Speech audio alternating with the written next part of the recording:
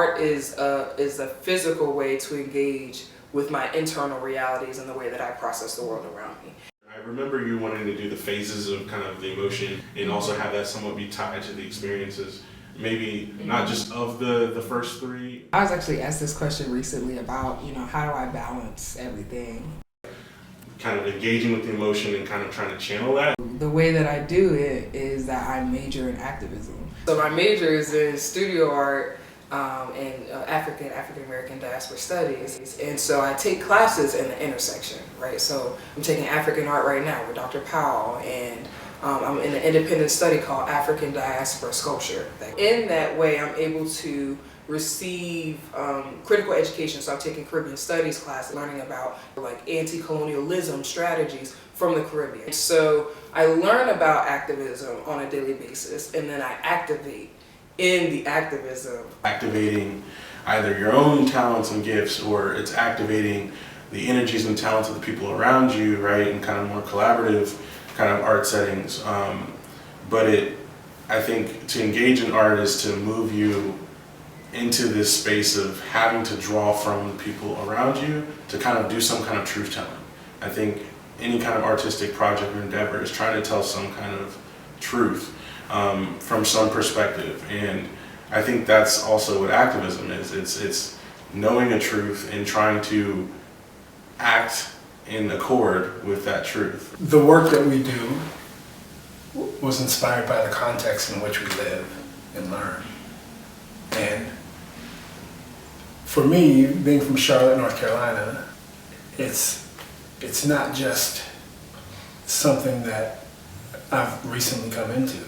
I've grown up in this context. It's shaped who I am, right? It's shaped my beliefs and experiences. And it's taken me some time to find my voice and the words to say, to challenge things that I knew were wrong growing up.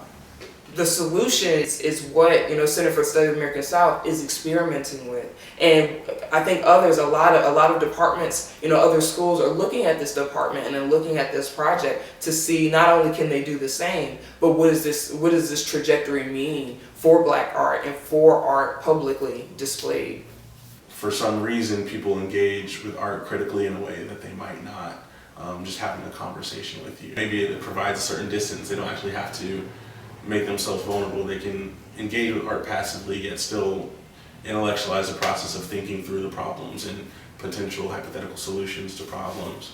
But I think art does kind of serve that role. It kind of straddles that kind of activist space and academic space and things like that. And so it kind of brings those worlds together where people might be more open to thinking through particular issues and problems. When I met Jerry and Cortland, that they, within their documentary art, had the same vision or a common purpose for the art, which was to contextualize, imagining UNC's future with referring to or in touch with the past. In what ways do the past continue in their afterlives, right? Like how are we continuing to live in our cycles of the past? And in this concept of the future, how is that absent of Black existence?